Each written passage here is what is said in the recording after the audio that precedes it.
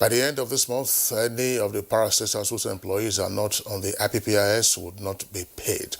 But the president further indicated that the 2020 budget is designed to be one of fiscal consolidation to strengthen the macroeconomic environment, invest in critical infrastructure, human capital development, and enable institutions, especially in key job-creating sectors.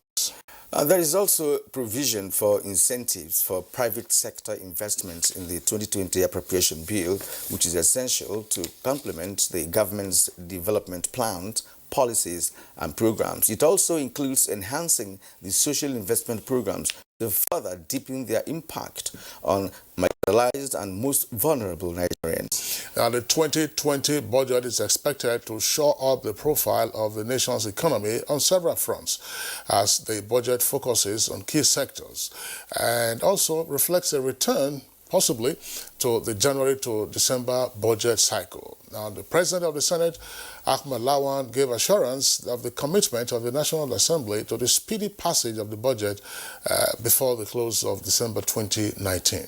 And of course, the return to January-December budget cycle will be a good omen for this country because it has eluded the nation since 1919. Well, that's perhaps... Since when? Since 1999.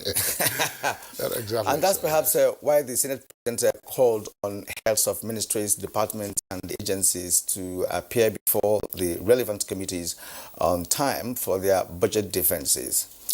All right, but Nigerians certainly will be looking forward to a return to the budget cycle of January to December of each year, with the certainty that it provides for businesses and all of that in making their own projections and plans. But Nigerians obviously are entitled to also look forward to what further gains there would be in terms of what has been provided for in the appropriation, plus, of course, how the National Assembly members will work out the details of what the President already has indicated in the appropriation bill. A number of issues, of course, matters arising from the appropriation bill, and this we will take a look at in our conversation segment later on in the program. All right, and this, of course, some of the questions our guests will be responding to on today's edition of Good Morning Nigeria. My name is Nigerian. My many thanks for finding time to join us this morning. Kingsley Osadolo. I joined my colleague Kieran to also welcome me to the program. We are live, as always, on the network service of the Nigerian Television Authority. We have our usual complimentary segments in the course of the program, and these include business, newspaper review, and others. For now, let's join Chimobi Watanaji for the morning news. Good morning, Chimobi. Hello, good morning, Kieran and Kingsley. It's good to be here this morning, and good morning, Nigeria. Now to the news. 1 week after the Senate resolved to review the Deep Offshore and Inland Basin Product Sharing Contract Act, it has begun the consideration of the bill that seeks to amend the act. The bill has been passed for second reading.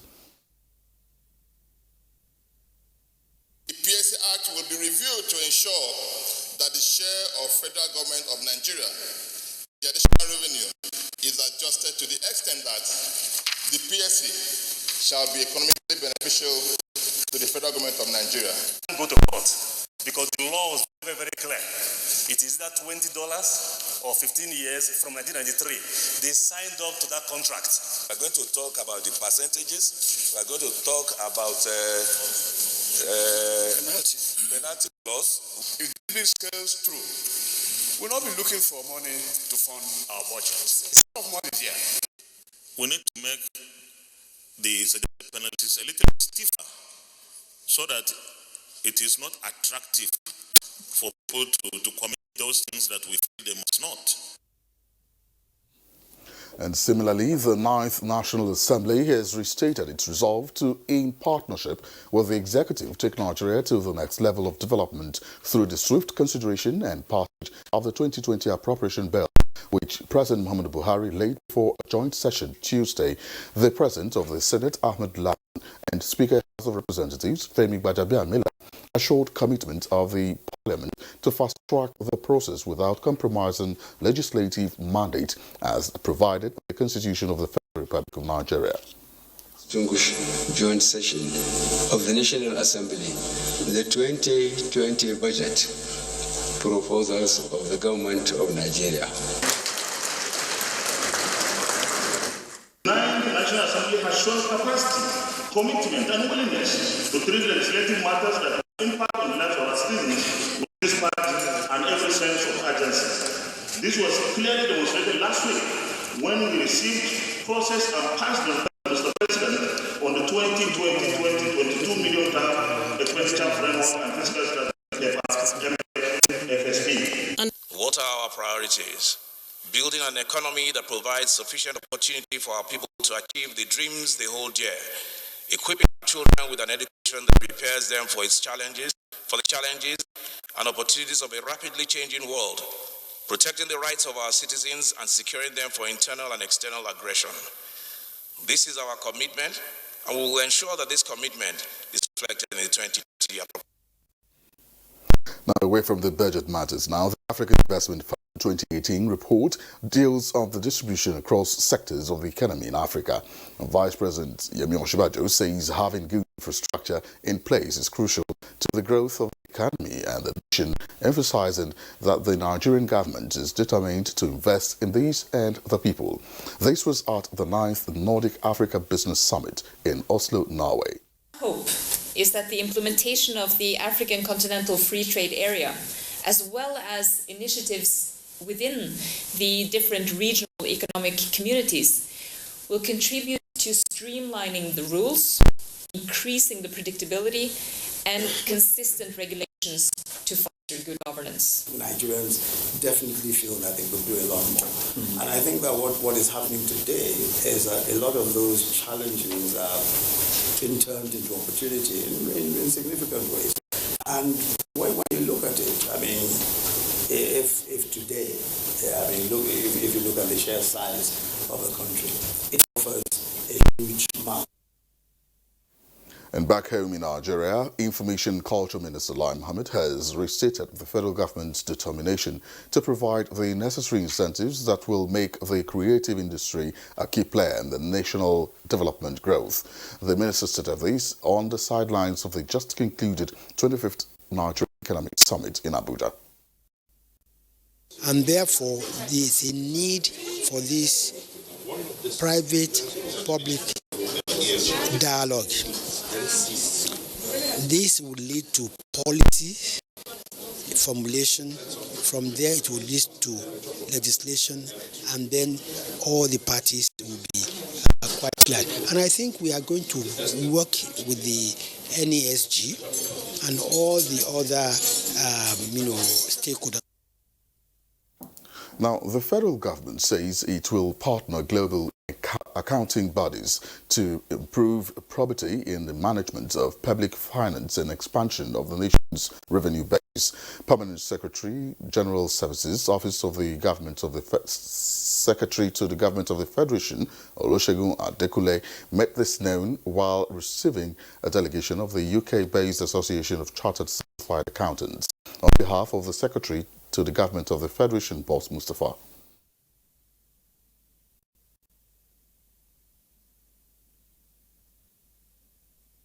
Share management system than it was about 10 years ago.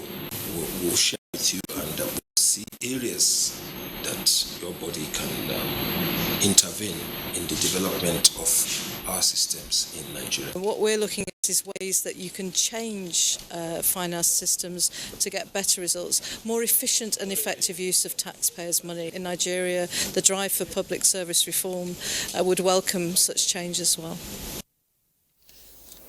Now, with Nigeria entering the second cycle membership of the Open Government Partnership, the Chief Executive Officer of the initiative, Sanjay Pradhan, says the country stands to benefit not only domestically but equally internationally if the second National Action Plan is implemented credibly. Really populated and everyone would use it, you would actually feel, citizens would feel, look, all contracts are really open, right? So, and then you would have a global leadership position. You could run for the chair of the Open Government Partnership. Still under the anti-corruption commitment, the federal government has approved the harmonized national anti-corruption strategy. And those are the news highlights we have for now. Good Morning Nigeria continues with Kingsley and Kerry. And just after the break, I'm Chimobi Walter Naji.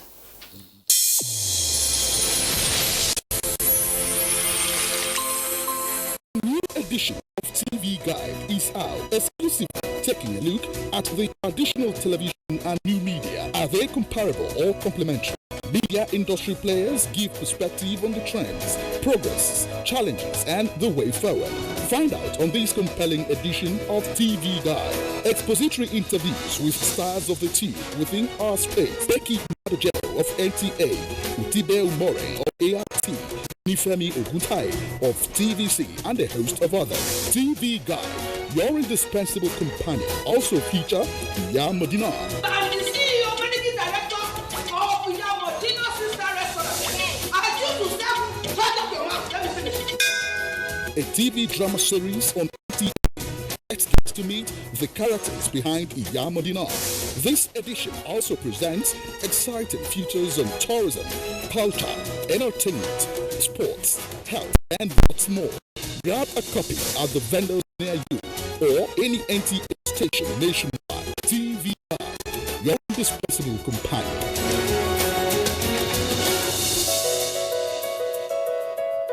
Introducing new Always Cotton Soft. Its unique top sheet is a soft cotton and gentle to your skin, offering you comfortable protection as you go about your day. New Always Cotton Soft, available in long and extra long for 250 naira only.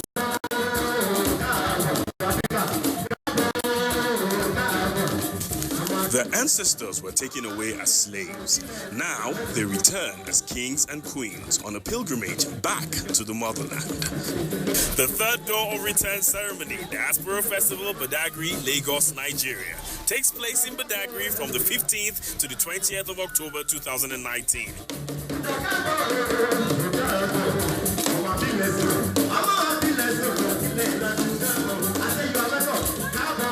For details of participation and sponsorship, contact the following.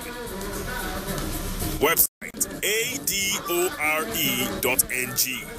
The African Door of Return Experience. Don't miss it. Brought to you by the African Door of Return Experience Initiative in collaboration with the Nigerians in Diaspora Commission and the African Renaissance Foundation. Chief host, Lagos State Government. Thank you. Thank you, sir. Please, did you hear that? Of course I did. That is village Elmaster tune. So, Auntie Amebo not gossiping then? Village Elmaster is celebrating 50 years. 50? Already? You mean people have been watching Village Elmaster since 1968? How time flies. I have retired, but not tired. And 50 years now. So because of that, we won't get a big party. New date, now 28th to 29th October 2019. And me, I'm a body invite you now. And my belly just is sweet. Because I don't say all those people they drink my party. And go come drink the tombo again. And me, radio jam, they call you now. They could not forget it.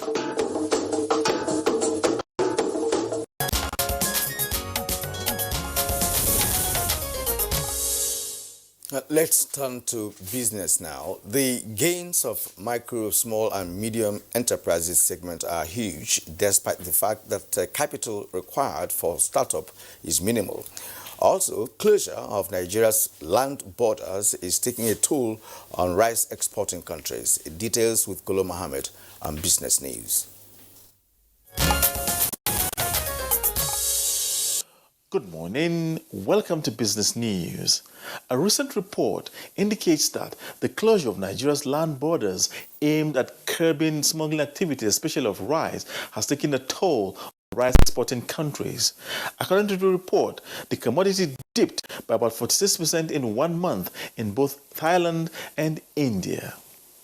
Businesses in Benin Republic, a nation of about 11 million people, about 5% of Nigeria's population, will import rice from Thailand and India solely not to consume, but to re-export to Nigeria. When you close borders, and that has happened many times before, you find that the areas where they cry most in the other side, always, whether Cotonou border, whether Niger border, whether Chad border or border always the ones that cry most. Why is that? It means Nigeria is the one that is being somehow shortchanged. Comptroller General of Nigeria Customs, Hamid Ali, says border closure by the federal government of Nigeria is to strengthen the nation's security and protect its economic interests. And the gains of viable micro, small and medium enterprise sector is huge, even though the capital needed for startup is minimal. And this is the major driver of major economies in the world.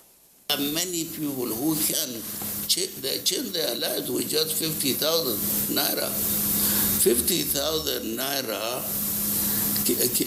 on small or micro can change the life of a Nigerian forever. He can start looking after himself, looking after his family, and looking after his other extended members of the family. President Muhammadu Buhari has presented a 10.33 trillion naira 2020 national budget. The president presented the budget to a joint session of the National Assembly yesterday, Tuesday, the 8th of October 2019. Time now to let us see closing figures on the floor of the Nigerian stock market for Tuesday.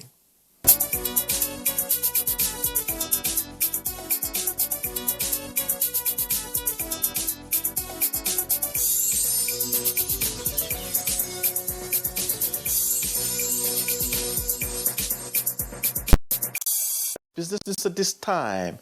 Good Morning Nigeria continues right after now. See you again soon.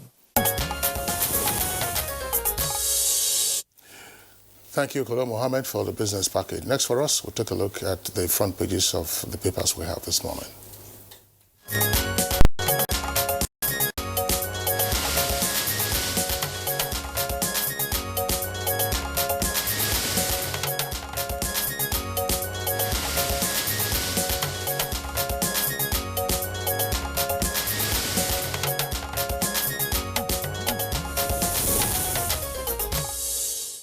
And Bayo Altayabi is here for today's newspaper review. Bayo, good morning and welcome to the program. Thank you, Kirian. Good morning. Good morning, Kingsley. Good morning, Nigeria. Bayo, good to see you. Yeah. All right, let's begin with the New Telegraph, Kingsley. I have New Telegraph newspaper here, and above the nameplate of New Telegraph, fuel supply figure, NNPC malls end to secrecy. With a rider, state oil firm, Afremix Bank plan infrastructure financial deal. And just below the nameplate, we have some other stories. Sex scandal, Unilag suspends another lecturer. That's on page 8. Taraba killing, panel indicts army, police officers. It's on page 10. Then bad rules, Aba women protest, give Ibazu ultimatum. That's on page 9. Gunmen in military camouflage kidnapped 9 people in Abuja. It's on page 8. Now, the lead story, New Telegraph this morning, Buhari blames budget failure on poor revenue. All right, let's take a look at the Punch newspaper. The Punch has, of course, lead stories on the appropriation bill that was presented by the president yesterday to the joint session of the National Assembly. National Assembly sets November 28 target for budget passage.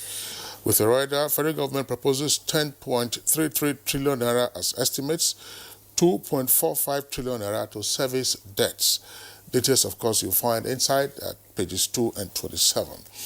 And then an earpiece there shows the allocations in tabular form. Recurrent expenditure 4.88, capital projects 2.14.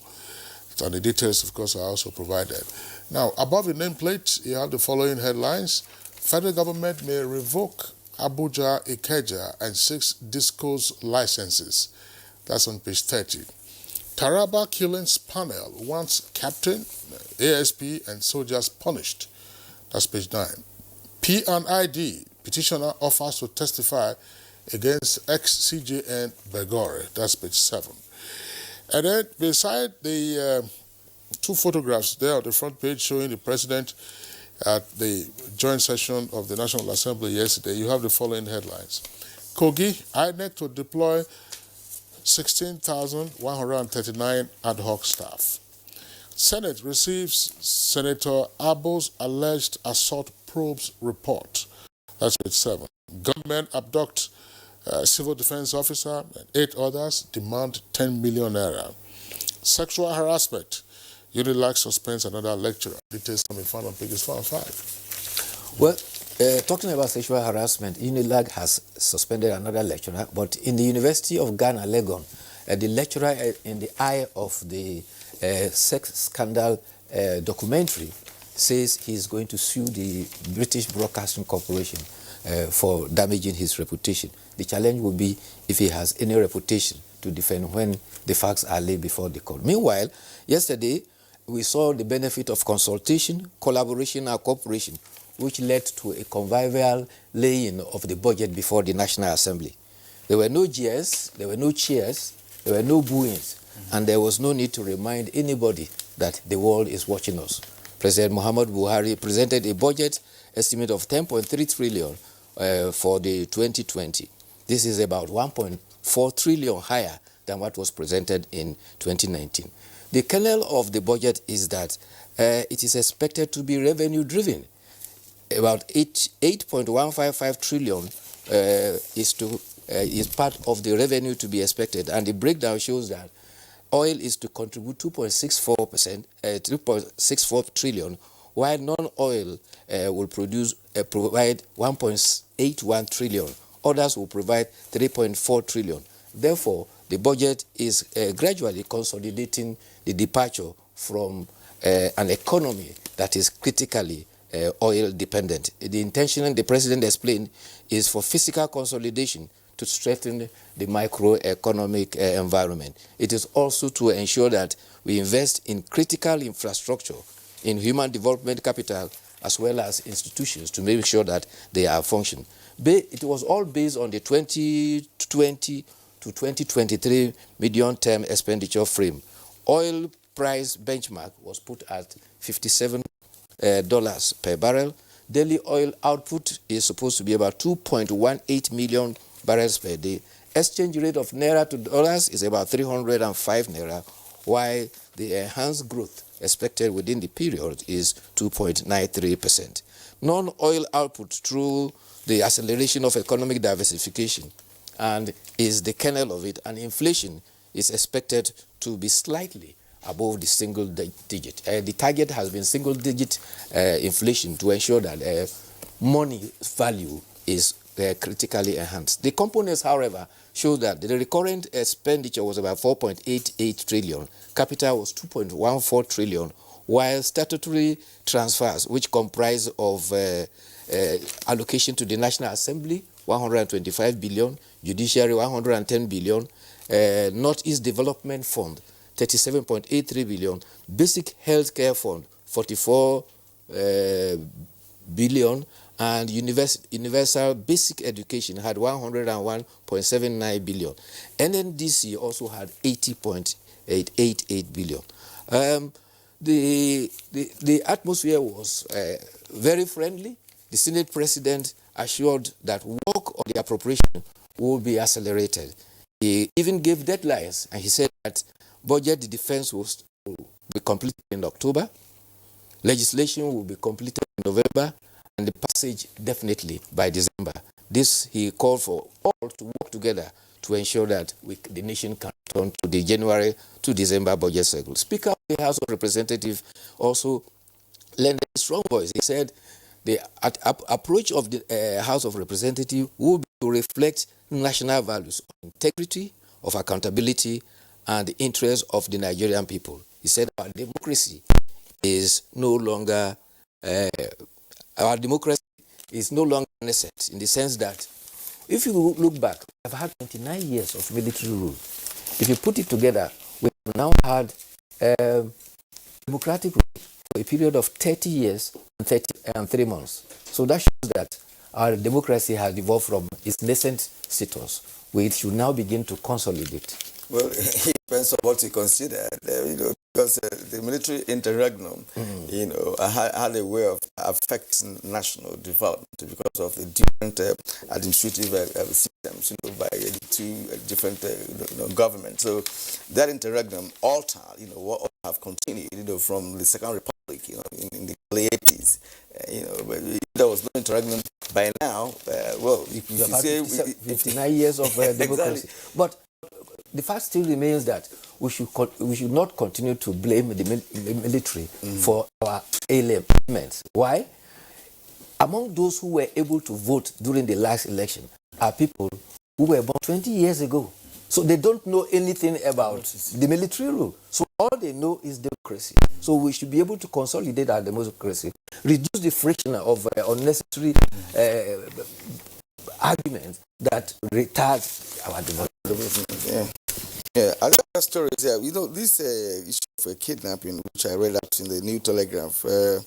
I mean, if that is true, what do you think about it? By gunmen in military camouflage kidnapped 9 people in Abuja. Yes, the kidnapping story is worrying. In fact, there are 2 of them. Gunmen are reported to have kidnapped 2 policemen in Rivers State. That is in Port Harcourt. The police public relations officer Nnamdi Omoni says he's following up and he will confirm the details later. And people, a community in the outskirts of FCT, particularly around Kuti, that is where we have 4 personnel of the Nigerian Security and Civil Defense Corps that were kidnapped. Another 12-year-old was also a victim. And these people were kidnapped by persons who camouflage their operation by wearing military camouflage, and they led people into the bush. This is raising concern because of recent, apart from one chance instances, you now have kidnapping becoming coming up on the increase. There was one at Asokoro just last month. Coming into the town, I mean, that's the audacity of the robbers now is very, very devious. And one of their strategies of recent that has come to the fore is that sometimes they come to your residence in SUV cars, all shaded, and they come and knock at your door and ask you to come out. Some residents have been able to spot this and they refuse to come out. When you come out, they bundle you into their car and they take you away. You know, it's unfortunate, but some of those stuff happens. Yes. Let's go to the editorial for this morning. No to jungle justice. You just mentioned the one chance, instances that we've had. Now, the recent story of the burning of death of 3 suspected robbers in Abuja has recalled penchant for ordinary citizens to take the laws into their hands by handing out their own brand of cruel justice to those suspected to have committed offenses, mostly theft. Now, victims of jungle justice are mostly persons accused of theft, but there are other offenses like witchcraft, murder, the allegation of missing manhood, and cases of motor accident. This editorial is taken from the Leadership newspaper. Yes, quickly, draw attention to this human interest story. There's been some appointment by Governor Muhammad Badaru of Jigawa State. He has appointed 13 commissioners and 15 special advisors. However, the latest announcement is that the governor has appointed special assistants to each of his 3 wives. He also appointed 51 special assistants, including one for street lights and population control. Okay. Well, I mean, that story was on the social media, and I was just wondering, there's no surprise. Because there is no governor who doesn't have an essay attached to the wife. So if the governor has 1 wife, you have 1 essay. If the governor has 4 wives, you have 4 essays. It's not, and this one is 3 now. So he hasn't gone to the 4th level yet. The concern is that if recent, we are talking about scarce resources, and we are having 51 special advisors, 13 commissioners, and other special assistants. The paraphernalia of government and the resources that is going into it. What is left for development?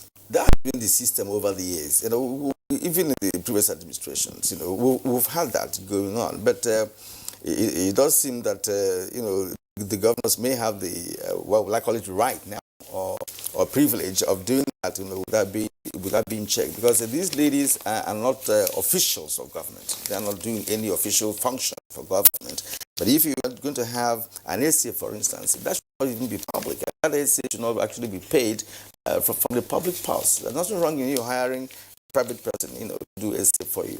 But it has become a trendy, in government circles. Returning to jungle justice now. Of course, the kernel of the editorial is the three persons, the one chance attempt in Duse that the angry mob in Duse burnt up. Now, the editorial is happening on the negativity of jungle justice. And we all cannot but let's agree with it that every accused person is presumed innocent until proven guilty by a court of law. When you resort to jungle justice, there are two complete implications. First of all, information from the accused persons, which could help prevent future occurrences, is denied. Secondly, some of the persons targeted could be innocent, and therefore an innocent person could have been killed. However, there's also an aspect of that which one has to be very careful about, in the sense that members of the public tend to say that when the criminals are allegedly taken to law enforcement agent, they are not brought to book, taken to court.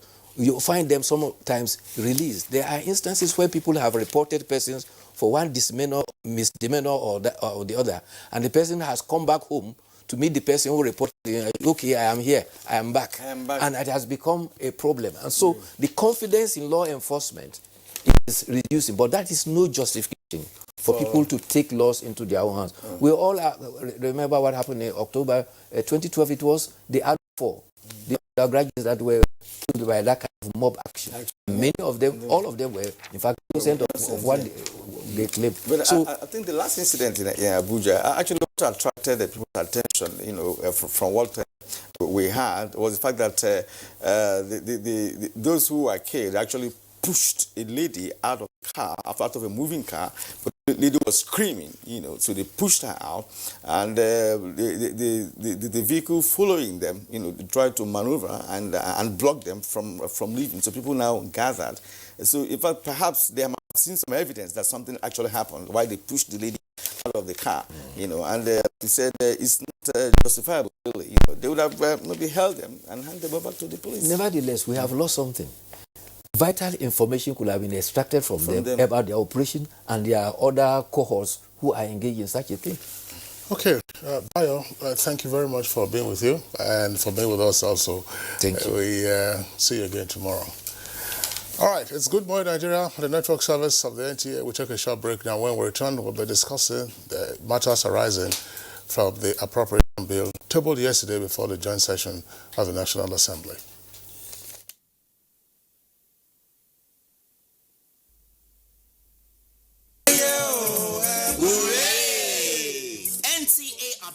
Is 40. Come, let's celebrate 40 years of impressive TV broadcasting at the grassroots. On Thursday, 17th October 2019, there'll be a lecture titled Lens and Sound Television, a tool for social reorientation and good governance. Guest lecturer, Professor Oluyemisi Oluremi Obiladi, Professor of Education and Women's Studies, Obafemi Awolowo University. Special guest of honor, His Excellency Prince Dr. Abiodun, Governor of Ogun State. Royal Father of the Day, His Royal Majesty Oba Adedotun Aremu Gbadebo, the Alake and Paramount ruler of Egbaland. Chairman of the occasion, Chief Olatunde Anyela Abudu, Mayego of Egbaland. Chief host, Malam Yakubu Ibn Mohammed, Director General, NTA. Other activities lined up for the occasion include an array of awards to distinguished entities held to walk on Saturday, 12th October 2019, while a novelty match comes up on Tuesday, 15th October 2019 at MKO Abiola Stadium. Come, celebrate 40 years of impressive television at the grassroots with us and take NTA Abeokuta to the next level.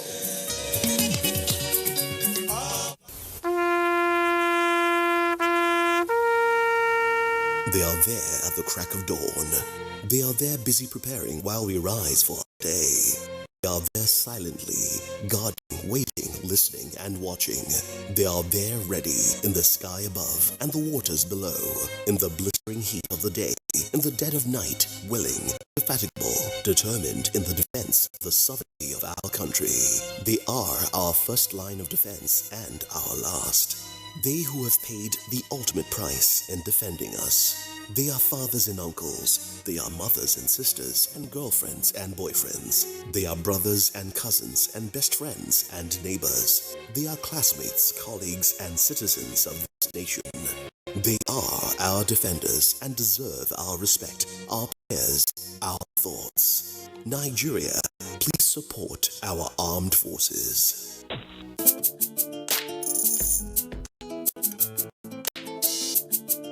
The NTA ETV Annual Expo is here again.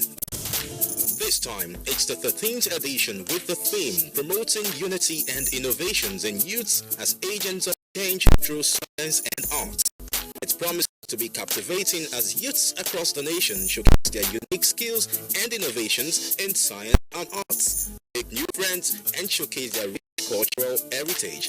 Join us at the NTA Headquarters Arena, Area 11, Abuja, from Sunday 20th October to Thursday 24th October 2019. For more information, participation, and sponsorship, please call these numbers.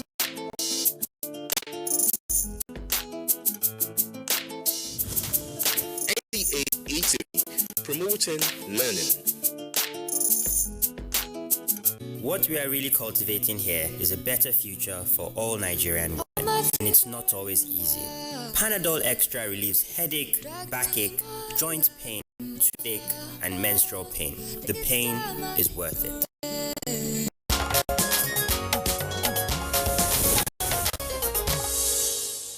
In case you just joined us, this is Good Morning Nigeria on the network service of the NTA. So thank you for staying with us up to this moment. Today we are discussing the 2020 Appropriation Bill, which was presented to a joint session of the National Assembly yesterday by President Muhammadu Buhari. Now here is a report by State House correspondent Adamu Sambo.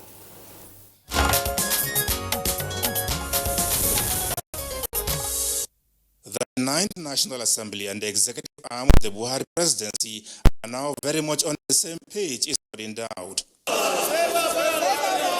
And as the president lays the 2020 appropriation bill for consideration, the ambience in the hallowed chambers clearly indicates unity of purpose as well as avowed commitment by all to accelerate the pace of socio-economic development and enhance the welfare of Nigerians, political differences notwithstanding.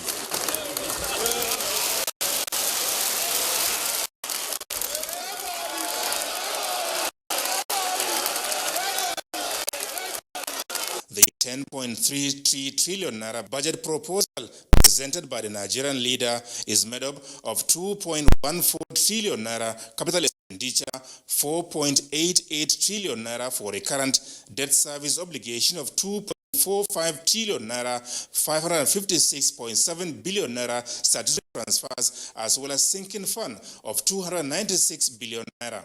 The main emphasis will be completion of as many ongoing projects as possible, rather than commencing new ones.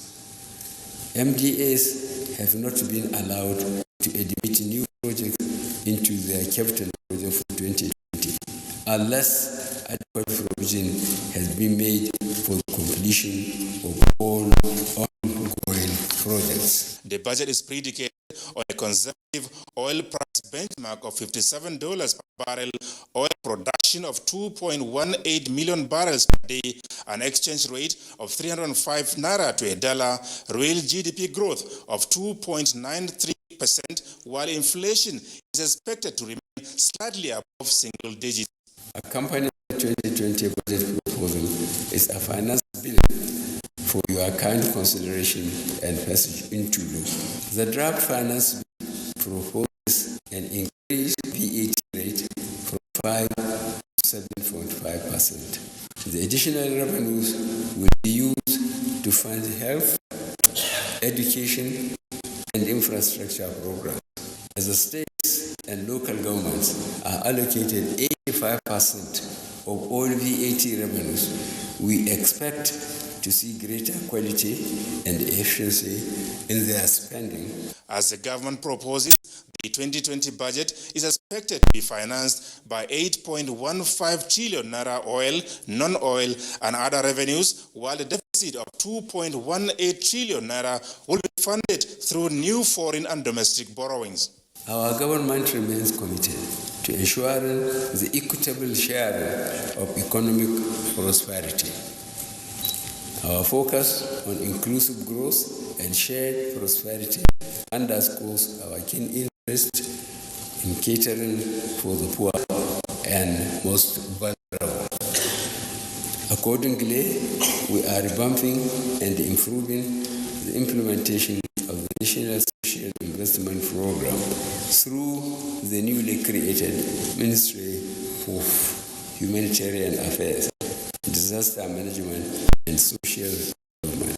With ministries of works and housing, power and transportation getting the lion's share of capital allocation, the budget has, amongst other priorities, strengthening macroeconomic environment, enhancing critical infrastructure, accelerating the pace of socio-economic recovery, as well as achieving the objectives of massive job creation and poverty reduction.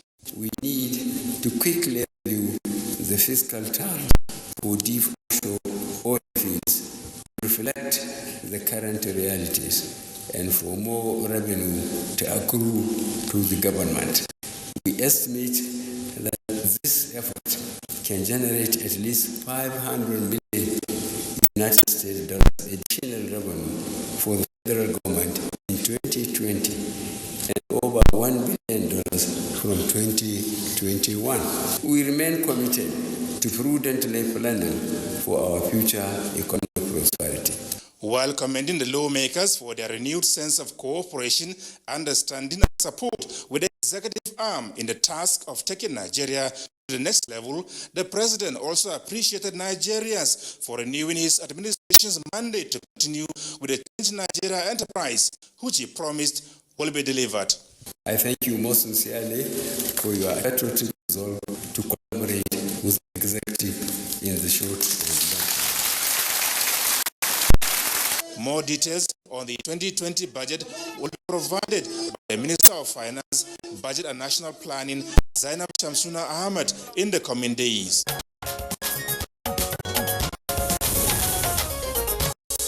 Thank you very much, Adamu Sambo, for that elaborate backgrounder, of course, providing highlights of the presentation of the appropriation bill yesterday by President Muhammadu Buhari at the National Assembly. Now, we have guests with us here in the studios as well as at our network centers. They are all guests that we normally would have when we are analyzing economic and financial matters. First, let's welcome Professor Mike Obadan. Professor Mike Obadan, of course, Professor of Economics and also a member of the Monetary Policy Committee of the Central Bank of Nigeria. Prof, pleasure to have you again on Good Morning Nigeria. Thank you very much.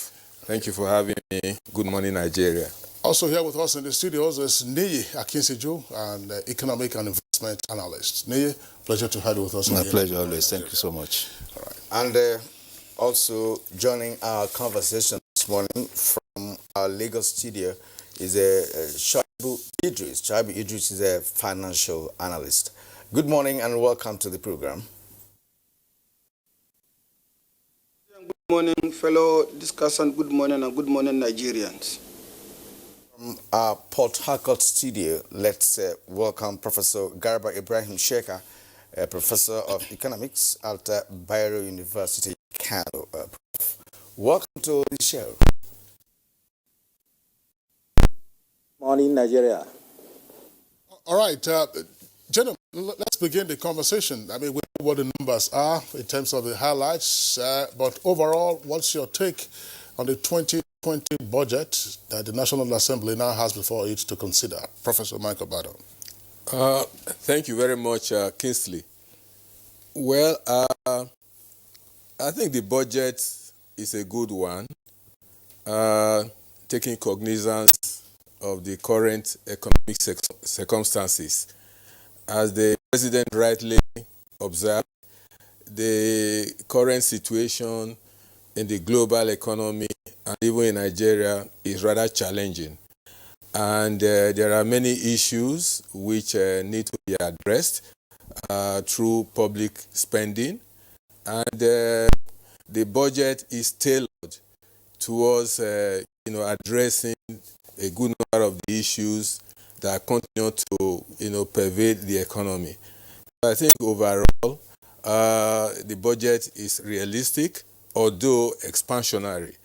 Realistic in many respects. For example, with respect to the macroeconomic parameters and assumptions, I think there is a lot of realism there. The capital budget, for me, is also realistic, although there's a reduction in the budget provision for 2020 compared to 2019 and even earlier. And if we look at the rate of implementation, the executive capacity to implement budget and all that, then we find it that the capital budget provision is very realistic. Okay, so from what you have said there, the budget is tailored towards addressing some of the issues that tend to draw back the pace of economic development. Now, to Ni Akinseju, let's have your own thoughts on this budget of continuity as presented by the president yesterday. Yeah, I'll start off from the budget of continuity. The continuity is contextualized in the economic recovery and plan. That plan will be retired with the budget 2020.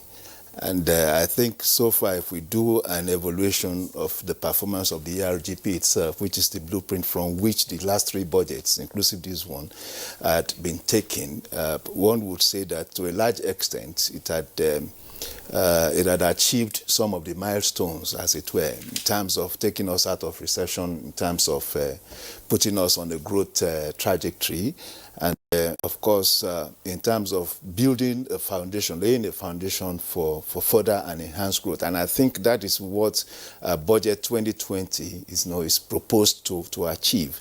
Generally, I am impressed with the philosophical undercurrent, and I always say that because figures are just figures, except they have a philosophy to drive it, to determine the objectives and the milestones to be achieved.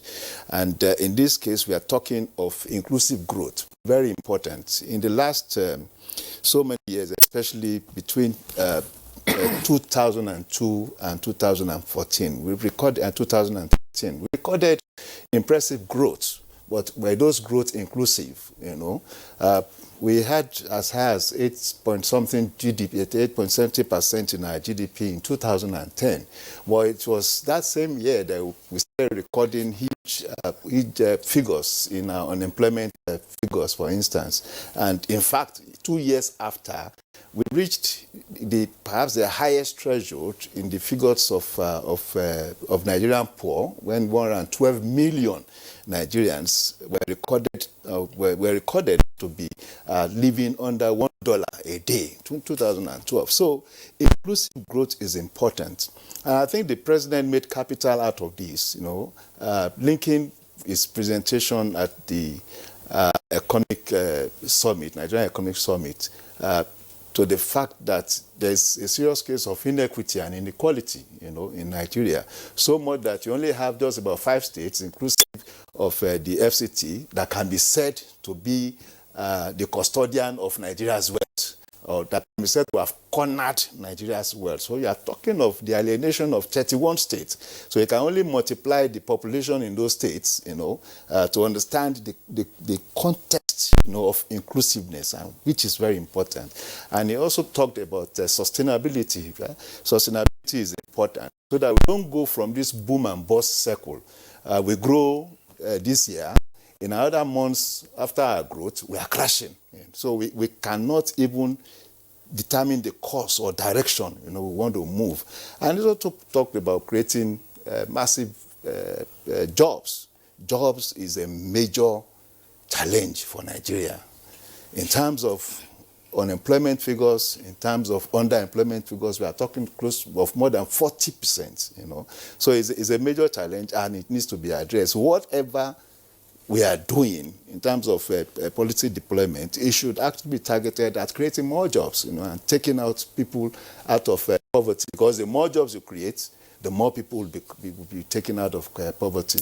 So I think on the balance, the budget is quite balanced and it's quite focused. It cannot, and we need to say this, put this caveat, the budget cannot attend to every matter that confronts us at a time.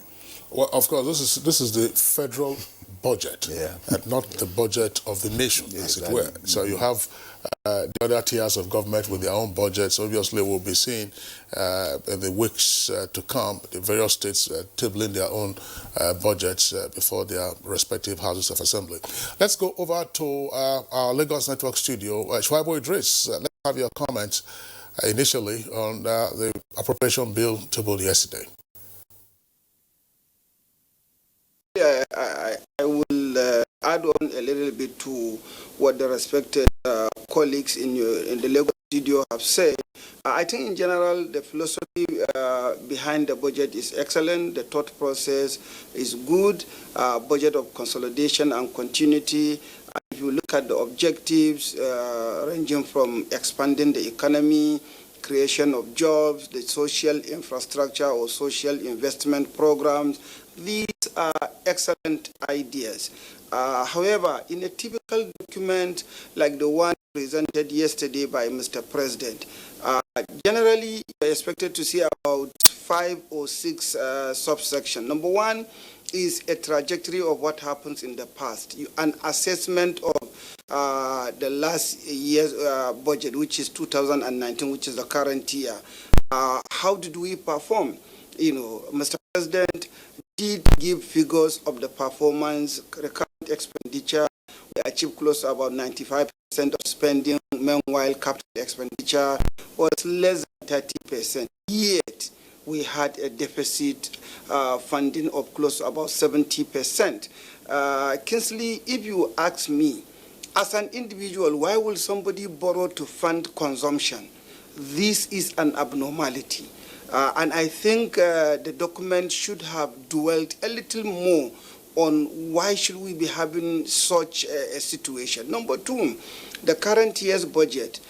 If you remember, early part of this year, when we had this discourse, I did, challenge Pastor Ben Akabuzi, the Director of Budget, on the assumptions on crude oil price and the production. Again, exactly what I thought was likely going to happen was what has happened this year. We are not able to achieve 2.2 million barrels per day, and yet the government is still forecasting that we will achieve 2.18 million barrels a day. Why are we doing this? Are these assumptions just figures being bandied? I think as economics and as financial analysts, we must be careful when we look at assumptions. Number three, Kingsley, if you permit me, is the issue of spending on the capital expenditure. We all thought that Mr. President, when he came in, he said he will run a lean government, a lean budget, and therefore the current expenditure will be going down, capital expenditure will be going up. What have we witnessed now? Capital expenditure has gone down, the current expenditure is going up. Mr. President has increased the number of ministries, he has increased the number of ministers. Is that where we are heading to? And if you look at, the taxation aspect, Mr. President is proposing to increase value-added tax. Do we really actually have a VAT system in Nigeria? We are using sales tax as a value-added tax. And the number of items so excluded will further probably exacerbate the lack of revenue in the system that will be accruing to government. Mr. President didn't explain to us what was the debt level when he came into power and what is the current debt situation. As of today, Kingsley, we have close to about 26 billion US dollars in foreign debt, while local or domestic debt is in the region of 56 billion US dollars. If you ask me, we have achieved, a reserve accretion of about 15 to 20 billion from somewhere around $23 billion in 2015 to where we are today, 42 or $44 billion. Is that good enough? given the extent of the debt we have, incurred. I think there are a number of areas that we probably need to be careful. I'm not so comfortable with some of the assumptions because the assumptions are not hinged on solid ground. You are talking about restructure of your oil industry without the petroleum industry bill being passed. I mean, so how do you achieve that? I think there are a lot of explanation that either the finance minister or the director general of the budget office need to give to the nation and indeed to us economics. Well, we appreciate that opening comment, and as the president said yesterday, that as we make progress, that the Minister of Budget and Planning will be doing a breakdown of the budget. Perhaps some of the things we wanted explained could come in there. Now, let's go to Professor Garba Ibrahim Sheka, who is in our Port Harcourt studio. So let's share your own opinion on the 2020 budget, which of course is a critical document of development. What's your take on what you had yesterday? Well, thank you very much. Well, actually, 2020 budget is like any other budget, like my colleagues in the studio have already stated. It contains areas that actually are good, and of course there are certain areas that most of us are very skeptical about it. The good stories about economic growth, which moved from 0.2 in 2017 to about 2.02% this time around, is encouraging. But still the economy, the GDP is growing very slowly. And then, of course, again, the other good story is that inflation has dropped from around 18% to just around 11%. And there is a promise by the government to push it further to a single digit. And another good thing is the issue of this external reserve. Though, like my colleague has rightly pointed out, external reserve has just gone up by from just 23 billion to about 42 billion.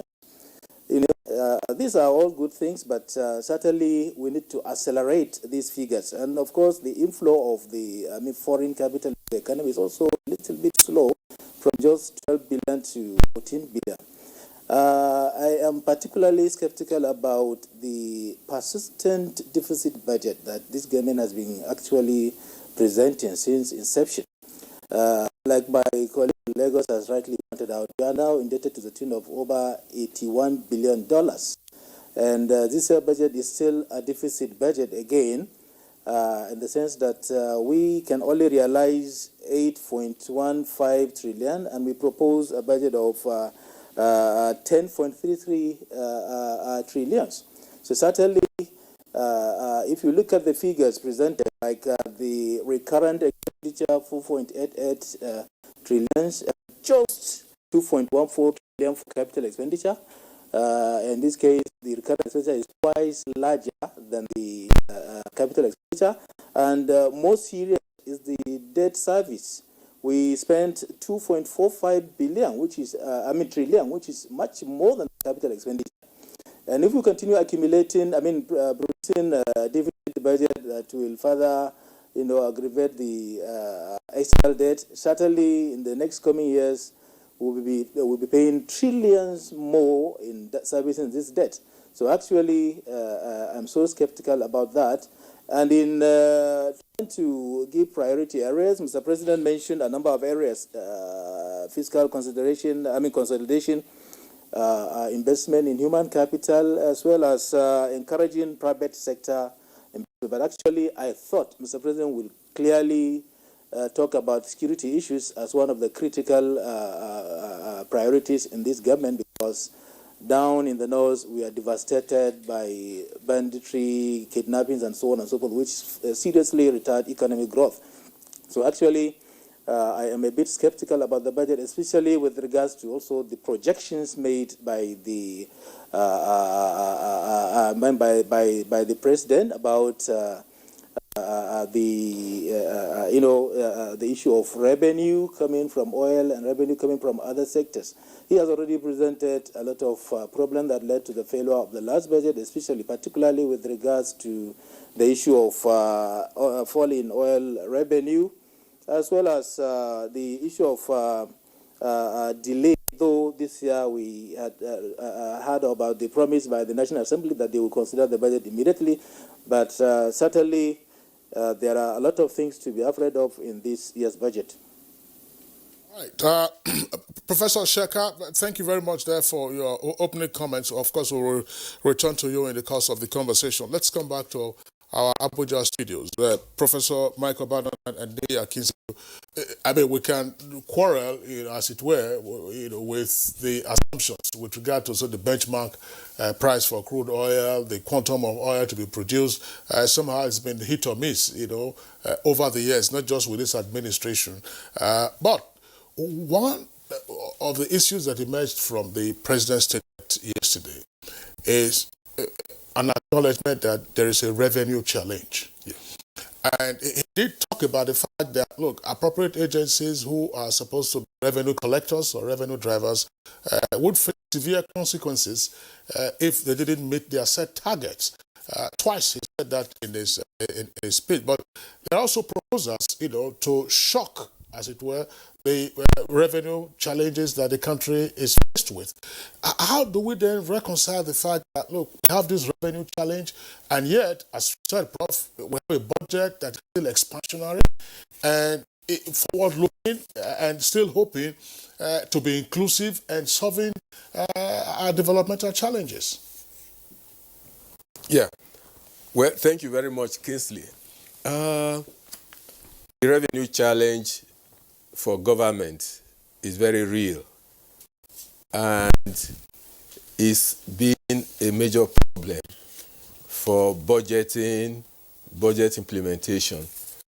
And the president gave some statistics yesterday that as at the first half of this year, the revenue realized, I think, about 58%, of the projected. And the shortfall came from both the oil and the non-oil sectors, which means that, the country is not mobilizing enough revenue in spite of the efforts. And that happened even when crude oil prices were quite reasonable, averaging $65 to $67 per barrel. But you see, the issue of production, then negated the positive developments in crude oil prices. And so oil, revenue, dipped, could not live to the expectations. Non-oil revenue also did not live to expectations. And VAT that we're even talking about now, as the president acknowledged, did not live up to expectations. Which means then that greater efforts are really required, particularly in the area of non-oil revenue mobilization. But it will seem that the efforts so far have not been yielding the desired, results. And that brings me to the question of the provision for revenue, non-oil revenue in the 2020 budget. One of the astounding issues is that government desires to rely less heavily on oil revenue and more on non-oil revenue. Oil revenue is projected to, provide about 32.something% of aggregate revenue. Yes, it is very desirable and it will be very, very, comfortable if we can achieve quantum leap in non-oil revenue mobilization. But with the current state of affairs in the country, with the relatively low and fragile economic growth rate, the base for massive non-oil revenue mobilization is still very weak and fragile. So that projection is itself, the realization is a bit doubtful. That at the end of the day, we are likely to see perhaps 70 or 60% of government revenue coming from the non-oil sector. So in that case, we still have to be, let's say prayerful, as it were, for now, that there will be positive developments in the global oil market. Positive developments, particularly in the area of price. I say prayerful because the projections for crude oil prices for next year are not really heartwarming. The futures oil price projections is in the mid-50s for next year. And if that materializes, it means that our budget expectations will not be realized. But we are hoping that developments in the global economy could be such that the oil price will still be above $60 per barrel. And if it's above $60 per barrel and we are able to maintain production at about maybe 1.9 million barrels per day, or 2 million barrels, but I don't see how that one can materialize because of the constraint from OPEC. OPEC is still maintaining, production limits with a view to shoring up the prices of crude oil in the market. And Nigeria's a quota, I think I understand, is around 1.7 or thereabout. And so, the possibility, of getting more revenue, from either the oil sector and the non-oil sector is not so bright. But we are hoping that things could change and that more revenue will be obtained. The implication of any shortfalls in revenue projected will be further accumulation of debt, which will not be good desired for the country.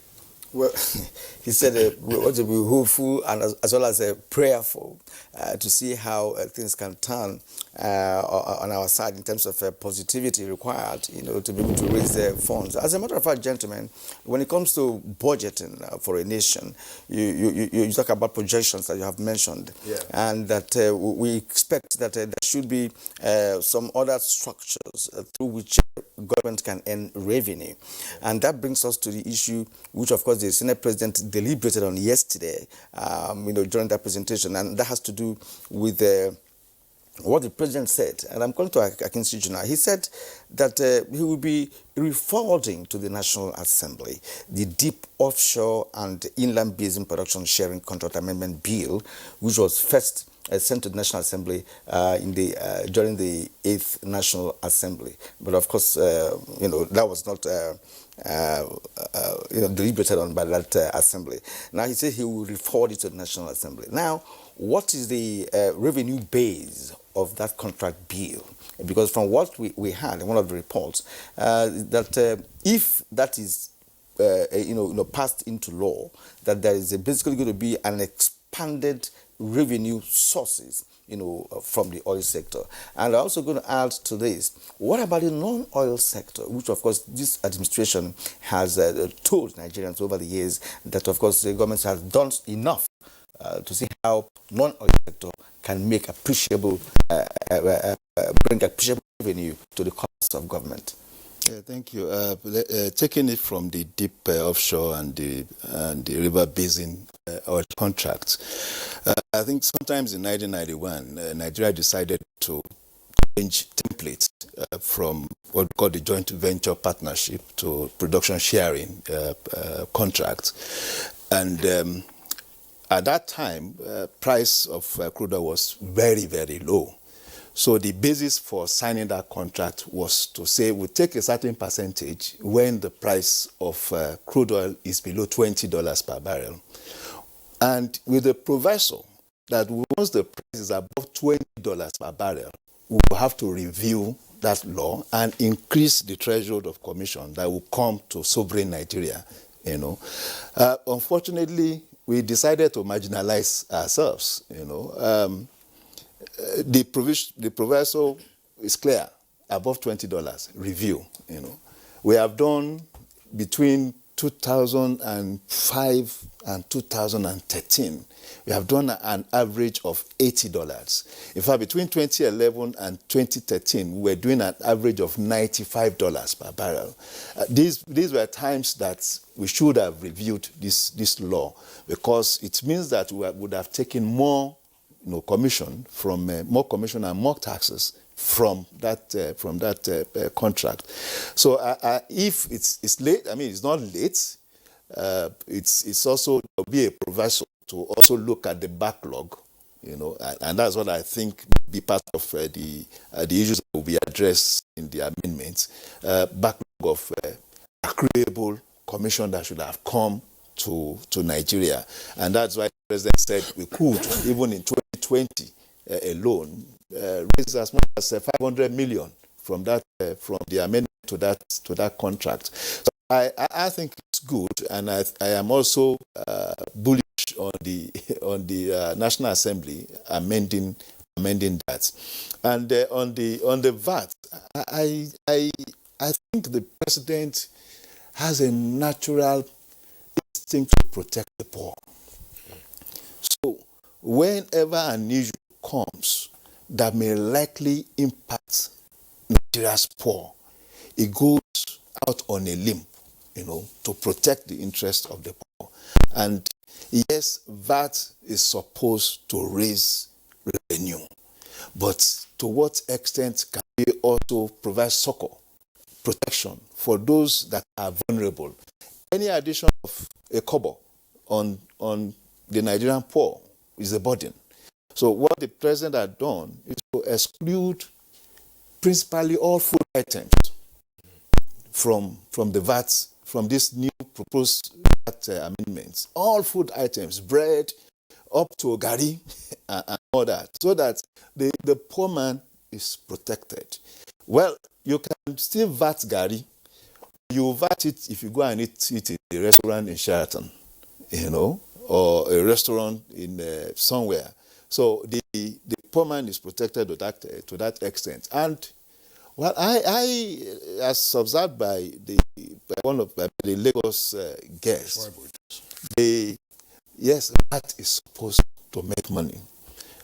And but I see this protectiveness as also important, because like the president said at the Economic Summit Group 2, that is not enough to allow market forces to determine our pace of economic growth, that we should also do government intervention. And I think it's part of this government intervention that the president said the threshold for VATable companies must be 25 million and above. By doing that, you are taking away mostly all the small scale entrepreneurs out of the VAT coverage area. So the idea generally is to reduce the burden on the poor.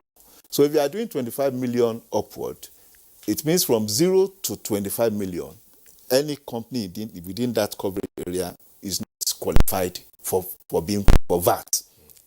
So that essentially is the issue. Why I also look at the area of deficit financing, 3.7 trillion. I think that's the others. Of course, it's inclusive of loan. But I think more fundamental is the tax credit scheme that we are talking of up to 205 billion naira. The president said, in fact, some companies are already filing, their interest, So which means already we have a 205 billion addition, to revenue expectation. And of course, reduction of Nigeria's holdings in our joint ventures. So I don't know the threshold, but most of our joint ventures partnership, Nigeria holds between 49 and 53%. So I expect that 10-15% sell-off in those holdings will also accrue some funds to us. So the truth must be told, and I always say this: as of this moment, Nigeria is a poverty endemic jurisdiction, and we have issues with revenue generation. Our major catalytic point is still our oil and gas, either we like it or not. We have missed the opportunity of reinvesting our income over the years. So we need to all build up, for the challenges ahead. Well, that's an important issue that we have also raised, all within the context of the identified revenue challenge that the country faces. Shuaibu Idris, I'll still put this question to you. There are a number of items, if you like, in the revenue basket. Kieran asked the question a while ago as to the proposal to amend the offshore and inland basin production sharing contract acts and what quantum of funds the president expects from that. 500 billion US dollars, I think he indicated. No, 500 million US dollars that was indicated. If there are arrears, that would be useful. Throw into that VAT. You mentioned a while ago that there seems to be some conflation between the old sales tax and VAT. I'm not quite clear what the president indicated by saying that companies below whose turnover is below 25 million naira will be exempted from VAT. Is VAT now corporate income tax or what? I mean, why would it be exempted? It's the company that transacts business.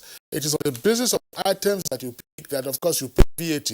Is it on the volume of business that you will now be paying VAT or what? That's not quite clear to me.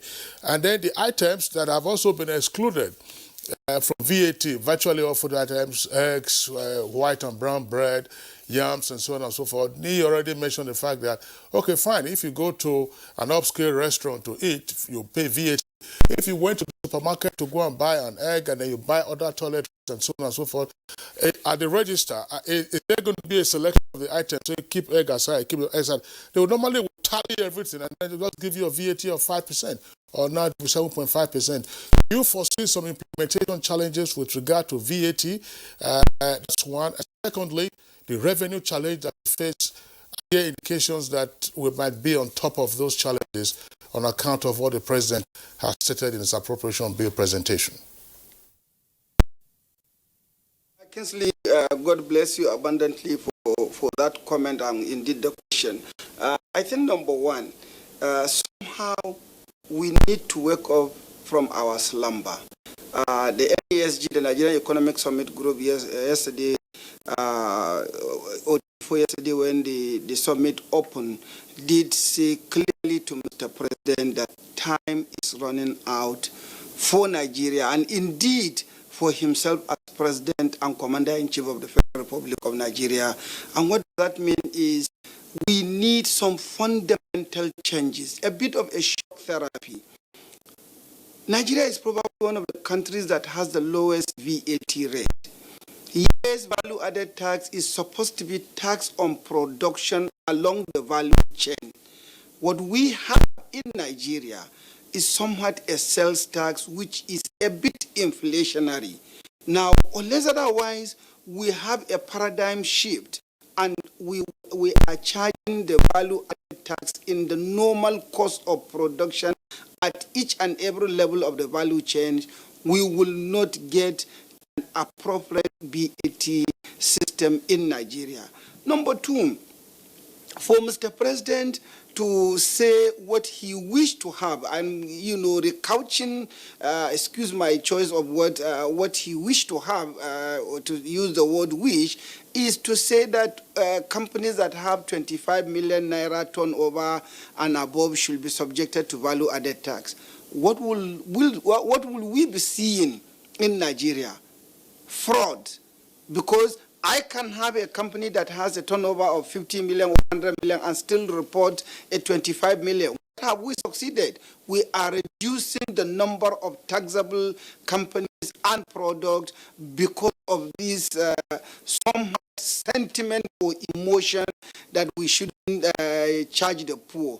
Remember, in the budget, one of the things Mr. President alluded to, the reason why revenue targets were not met was what he called cost recovery in oil in the oil industry. What that means is basically, and to put it crudely, is subsidy. we are still not coming out to remove the oil, the subsidy on petroleum products. How do we want to say we will achieve either a balanced budget, or we will achieve a budget that will be funding, capital expenditure as much as we possibly can from our revenues as well as from debt servicing, from the debts that we will be getting? And ladies and gentlemen, imagine a budget of 10.3 trillion naira, and in that budget, only 2.1 trillion naira will be spent on capital expenditure. In a developing economy like Nigeria, this is a bit of an abnormality. And I think I have serious issues with some of our planners and some of those preparing this budget. They appear to be talking from the two sides of their mouth. One side you talk some nice issues, and the other part you tend to paint a picture that is, when the facts are there, to call a spade, and we are still hiding. Nigeria today has one of the lowest tax to GDP ratio. Should that be a thing to glorify us? Shouldn't we be concerned? And when you look at, the ERGP, the Economic Recovery and Growth Plan, which is expected to terminate by next year, you take a look at Vision 2020, we need to situate this budget in particular to say, where were we when we started the visioning process of Vision 2020? Where are we today? How much have we achieved? And what do we wish to? And why have we not achieved those that we have not achieved? Oil is a Western asset. United Arab Emirates has had oil. Today, they don't rely on oil.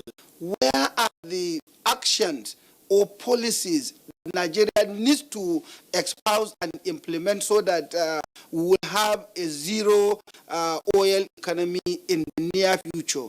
These are issues that we need to look at. Yes, Mr. President is proposing to send another bill to restructure the oil contract. That has been long overdue. And why are we just talking about this? Why didn't we think about this like Mr. Nia has said 10 years ago, 5 years ago, 7 years ago? Why today? I mean, Professor Obama has rightly said the oil market, the futures market is positing that next year oil prices should be around $50, $51, $52. Today, we are hinging our next year's budget at $57. What is the basis of this assumption? Like I said, any part of the year, we couldn't agree that we cannot produce 1.8 million, 2.2 million barrels. Our OPEC production quota is 1.7. Why are we budgeting as 2.1? We have issues.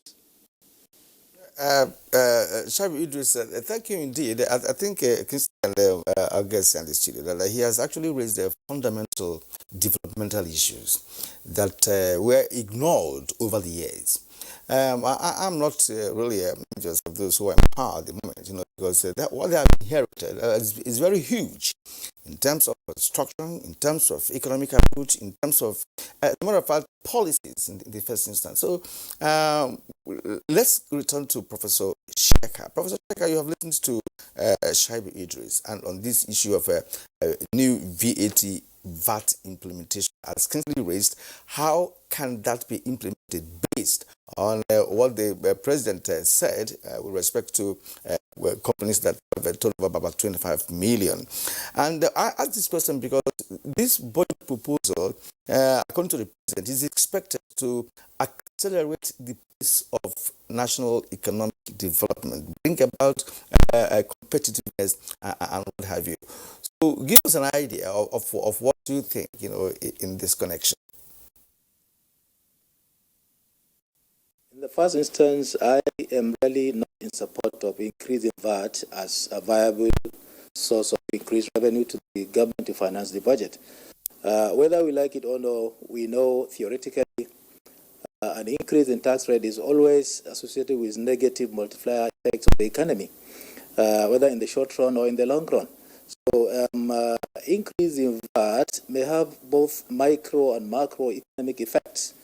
In the first instance, if VAT is imposed, or like it is now, 50% of it increased, certainly for those that are vulnerable, those that are above the 25 million naira something capital, but then if that is imposed, if their commodities price elastic, price inelastic, certainly the burden will be shifted directly on the consumers. So it is an indirect tax that the burden will be shifted on the consumers. So, well, if that is done, actually it will trigger inflation because certainly consumers will be paying higher prices. And of course, like we all agree, they are vulnerable, mostly common people. And those exclusions are not that adequate to take care of the common people. And then again, if VAT is actually increased, we'll certainly have a situation where we know it will affect our disposable income, and then there is going to be deficiency in demand, and certainly that will affect the growth of the industries. And many of them can even fall down because of it. So, essentially speaking, it's not been a question of implementation. How can government look for more tax bases rather than this vulnerable kind of tax that will affect almost everybody? I am not in support of the increase in VAT because of the devastating effect it will have in the economy. And I know if care is not taken, it will even further widens the income inequality among the people within the country. So certainly speaking, I know there is certainly going to be a problem with regards to the implementation because whether it is done properly or not, it will certainly have a negative impact on the economy. Common people will be affected, and I don't anticipate any serious increase in the revenue from that because certainly in the near future, in the short run, government will make a lot of money really. But in the long run, when it has actually deflated the disposable income, there is certainly going to be an effect on the productive sector, and it will even affect the GDP growth that we are so happy to see, growing. All right, but Professor Shekar and other guests, we would like to thank you for your comments in the meantime. Just to add, I don't think we're getting back into the VAT issue again, Kieran. The federal government's own receipt from the VAT is actually 15%. So the proposed increase from 5 to 7.5% will be a boon to the subnational entities, namely the states and local governments. There are other matters, of course, to deal with when we return from this break.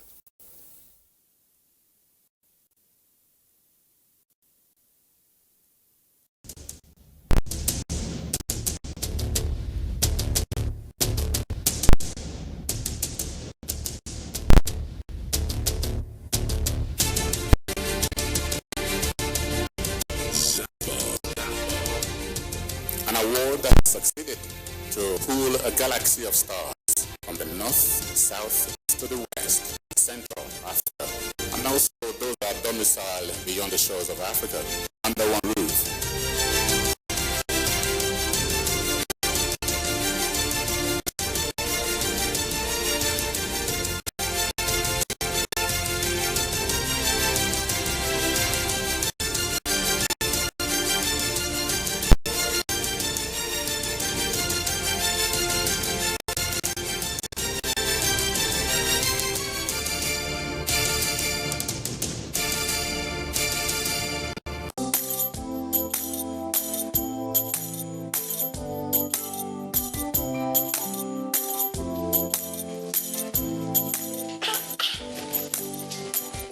You people sell imported materials here. As beautiful as the shop is. Nancy. Buying foreign goods does not help our economy. Neither does it boost local production. And the good thing is Nigerian-made products are high quality. And to make Nigeria great again, that is why I only sell made in Nigeria products. Because change begins with me. I'm convinced. Change begins with me too.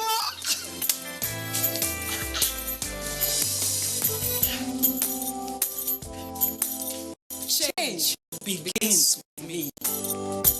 This message is brought to you by the National Orientation Agency, in conjunction with the Federal Ministry of Information and Culture.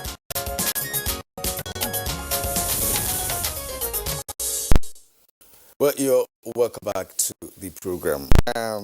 Let's turn to Mike Obadan, who's a professor of economics. We've listened to Shaibu Idris, Cheka, and of course Akinsi with us in the studio. Now that we are almost at the closing aspect of this conversation, what is it in this budget that you feel should be revisited as the National Assembly deliberates on the budget, and what are you expecting from the National Assembly with respect to the process, because now it has just started?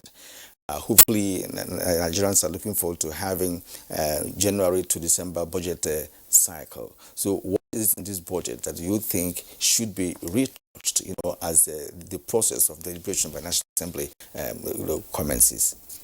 Well, thank you very much, Kirian.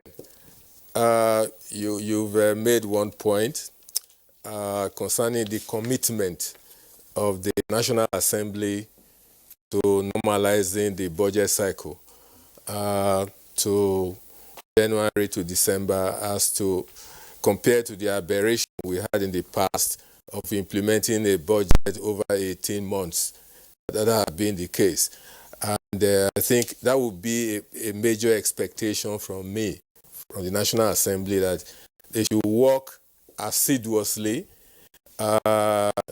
Yes, look at details of the budget, but ensure that by December, middle of December, or latest third week of December, the president, assents to the budget. And then we'll be talking about implementation from January 1, 2020. That one will provide scope for proper implementation of the budget over a 12-month period. And you saw the presentation of the president yesterday, that the capital budget for 2019 only attracted releases in the third quarter of this year, and third quarter release of about 294 billion naira, out of a capital budget of 3.18 trillion for 2019. And the president is hopeful that before the end of the year, 600 billion naira will be released, as capital budget, so making a total release for the year less than 1 trillion, which means that for this year, the rate of capital budget implementation is going to be much lower than expected and projected. So, but if the budget is enacted before the end of the year and capital budget implementation begins effectively latest February 1, for instance, you see, and assuming that funds flow will be regular, then we'll have a reasonable proportion of the budget to be implemented. So I want to enjoin the National Assembly to stick to their commitment of getting the budget passed before the end of the year and then regularizing the calendar.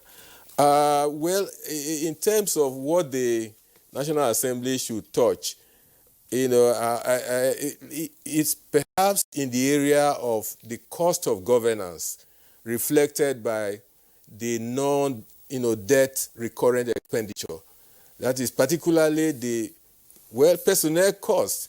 We are in a fix there now because the federal government has to implement the minimum wage. And perhaps because of that, the personnel budget has, increased significantly. So I would suggest that the National Assembly should look critically at the non-debt component of the budget to see areas of possible duplication, areas of possible wastages, that can be eliminated from the budget. And already, the president, in the context of the fiscal reforms, has mentioned that there will be certain frameworks that will be put in place to manage personnel costs more effectively, such that everybody, every staff of the federal government must be captured under the IPPIS system. Now that anybody who is not captured will not receive salary. And again, parastatals, ministries, departments, and agencies of government are being told to put a halt to this question of proliferating zonal offices, liaison offices, state offices, and so on and so forth. So there are moves in that area. But then the National Assembly can take a much deeper look into the structure of the recurrent expenditure by government, and then see areas that can be reduced so that the cost of governance can go down. Well, in the area of debt servicing, I'm not so sure that there is much that can be done there, because we are owing, and we are supposed to be servicing our debt as and when due. And particularly for foreign debts, if you don't service and we are accumulating arrears, such arrears tend to be capitalized and then attract more interest. So they will take a look at that area and see what can be done if it's feasible. But I think the important thing will be for us to ensure we step up non-oil revenue mobilization, such that there will be no need to make recourse to frequent borrowing and then accumulating the debt profile and so on. Well, Professor Obadan, thank you very much. The issue of debt is one we've taken on this program, on Good Morning Nigeria. We had the ministers of finance in the past. The argument would be our debt to GDP ratio was very comfortable, and that we had a buffer. There was nothing to worry about. But we are seeing within a few years, the debt issue is becoming something that is significant. Anybody who was in this country from the mid-80s up until just less than 10 years ago, when we got debt relief, would know how consequential it is to be a debtor nation. It constrained our policy space, made things very challenging for us. We kept paying interest, not even the principal. I think some persons would argue that it is time to begin to apply the brakes for purposes that are quite specific. One point that Shuaibu Idris raised is year 2020. You also touched on that briefly, and the president mentioned it, but some persons would argue that perhaps we didn't get enough depth as to what will happen. 2020 is a watershed year for us in terms of economic planning. ARGP winds down. In 2020 there was Vision 2020 as well. The president has given a hint that there will be a successor plan to ARGP, and perhaps a national development plan, this time of much longer gestation. But where are we coming from to be able to ensure that at the end of 2020 we can measure ourselves and say this is where we are now in terms of human development, in terms of infrastructural growth, and all of that? This is part of the philosophical underpinning that you also referenced earlier. I think we missed much on the direction of the Vision 2020 itself. Between 2013 and 2016, we lost focus. The only extract from the Vision 2020 that we could reference may be a financial stability system as one of the pillars of Vision 2020, either in terms of stability or in terms of the use of technology, and I think we've been able to achieve that.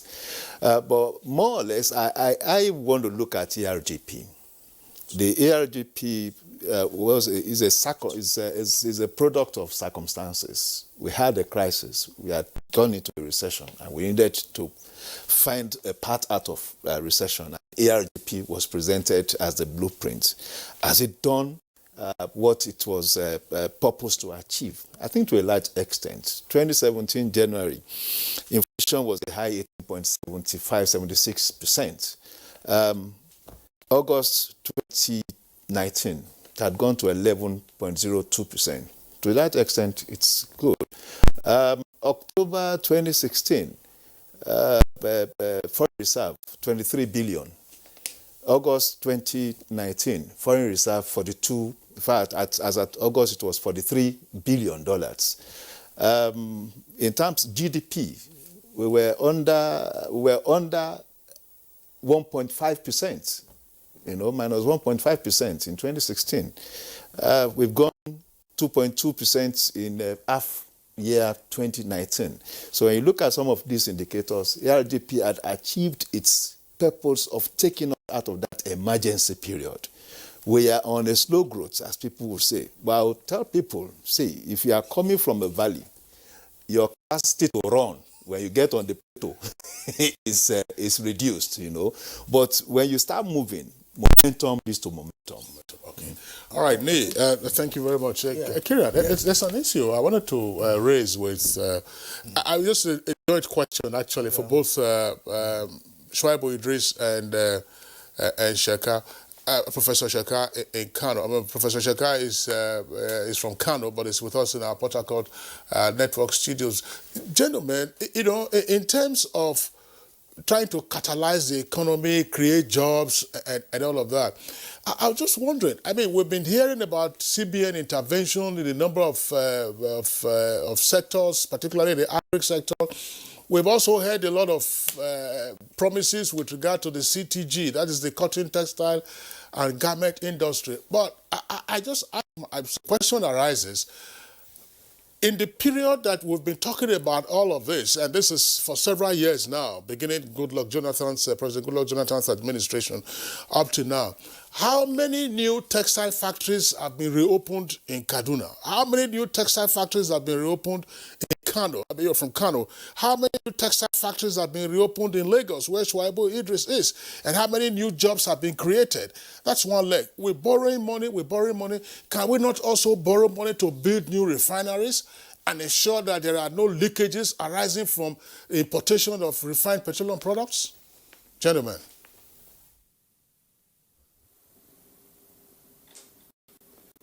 Well, actually, as you said, certainly the CBN intervention has been very helpful to the people.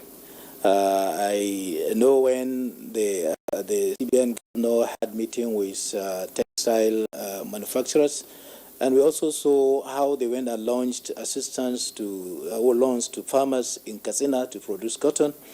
But certainly, like we usually say, the intervention, it really goes to the right people.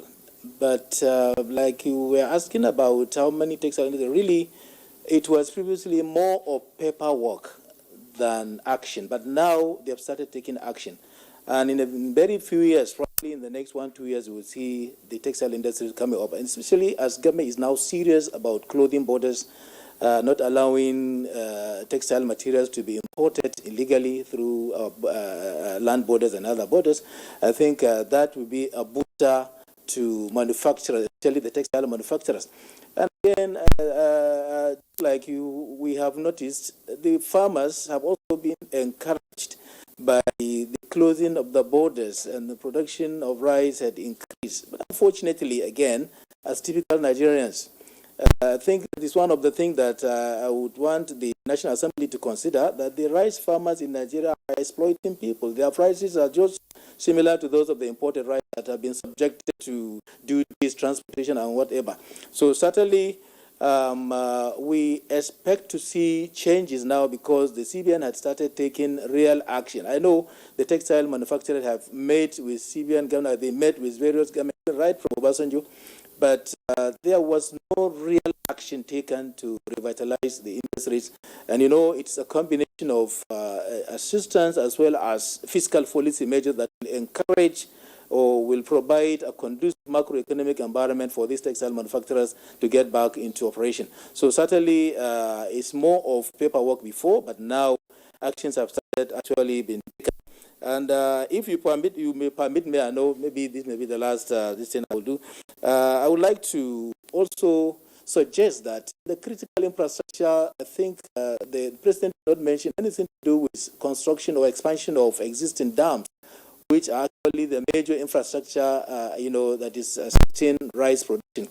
That should be done. We have a lot of dams that are not functioning because of irrigation infrastructure that have not been provided. If the government can consider that and add it to a critical infrastructure, I'm sure this issue of diversification through agriculture will receive a booster. And of course, again, I would also wish to recommend the social investment that goes directly to the common people. This year's budget is actually does not receive a balanced allocation. There are some regional social investment, like the ones in the Niger Delta area, where the presidential amnesty is offered, 65 billion is allocated, and then the Northeastern Nigeria Development Commission has received 37.8 billion, but the entire nation, the social investment in the entire nation received only 30 billion. And all right, thank you indeed, Prof. As you rightly pointed out, the time is not on our side. Shuaibu, let's bring you in for your closing thoughts on this. Take on the part of the question Kingsley raised and this one. I didn't hear so much about science, technology, and innovation in all of this. And we all know that there is no great nation existing on earth today without indigenous science, technology, and innovation. Reliance on importation of all the machinery required to oil the manufacturing sector cannot possibly yield any good dividend unless you do it yourself. What's your take on this as you do a closing remark? Kirian, thank you.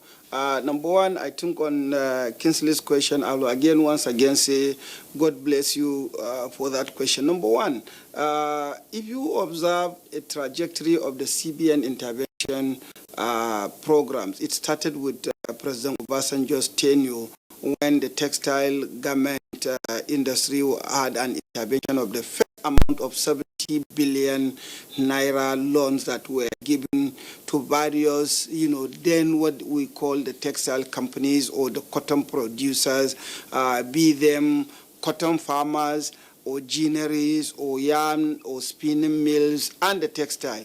That money literally went down the drain. It wasn't paperwork like Professor Shekar said. Monies were given out to companies. Number two, there was intervention in the aviation industry. Monies were given out from the central bank to some of the companies that were operating in the aviation industry. Needless to say, there were several interventions in the agricultural sector. Have we had an effective monitoring and evaluation mechanism to ascertain to what extent those monies given out were used for the purposes for which they were meant? To what extent did we have the impact that we wanted to have in the national economy, in the ecosystem arising from such intervention? Your guess is as good as mine. Most of those monies were taken and diverted. Were they paid? I wouldn't know. But I do hope that the monies, even though they were not used for the purpose for which they were meant, they should have been paid. Regarding your question, Kirian, on science, technology, and innovation, I think it is a bit of a misnomer, and if not a shame on a nation like Nigeria to have a budget, successive years budget, without any significant attention, either in terms of mention or in allocation as to the need to revitalize our science, technology, and innovation in our ecosystem. This is an era where you have artificial intelligence. This is an era where technology is playing a vital role in virtually every aspect of our lives, and yet we are paying lip attention and lip service to this very important sector of the future of mankind himself, not just Nigeria. If we don't take time, the world, as usual, will move on, and we will be left either in the train station or at the bus station or at the sea or airport without having to board, the train or the plane or the ship. I think there is need for the National Assembly to take a critical look at this budget. Number one, look at the assumptions. Are they realistic? Shouldn't we review and redo the assumptions? Number two, the recurrent expenditure. Professor Obadan did allude to this fact. Should we be borrowing to fund recurrent expenditure? Number agree what is our capital expenditure and what are those capital expenditures that needs to have some regenerative kind of impact to the economy. And last but not the least, we need to be careful on borrowing, and if we must reduce the borrowing, we must swallow some of the bitter pills. We need to change our exchange rate mechanism. We must not be having dual exchange rate. Number two, we should swallow the bitter pills of removing the oil subsidy so that the 1 to 2 trillion naira that we spend on subsidy can be used instead of borrowing money for our future generations to pay. I believe if the National Assembly should be able to do justice, Mr. President will probably have a rethink and be out of the emotional side that he feels very strongly about, the common man. All right, Shuaibu Idris in our Lagos Network Center, Professor Garba Ibrahim Sheka joining us from Port Harcourt Studios. Normally he's based in Kano. Professor Michael Badan also here with us in the Abuja studios, normally from our Benin Network Center. And Ni Akiju, usually here in the Federal Capital Territory. Gentlemen, would like to appreciate you for your insights into our conversation on the 2020 appropriation bill tabled by Mr. President yesterday at the National Assembly. Of course, there will be many more opportunities to return to the issues arising from the 2020 appropriation bill. Kirian, we also have a number of tweets, but we can only acknowledge the writers who have sent in those tweets. We have Sani Michael, Ibrahim Moduaji, Festus Akimbewa, Aminu Inoa, Prince Vicked, Malcolm John, Sani Blarebe. Yes, and the Professor Prince. All right, so we appreciate your tweets, and thank you also for tuning in to Good Morning Nigeria. The program returns same time tomorrow, 7 o'clock in the morning. Enjoy the rest of your day. I'm Kingsley Osado. And I'm Kirian Umayo. Have a great day.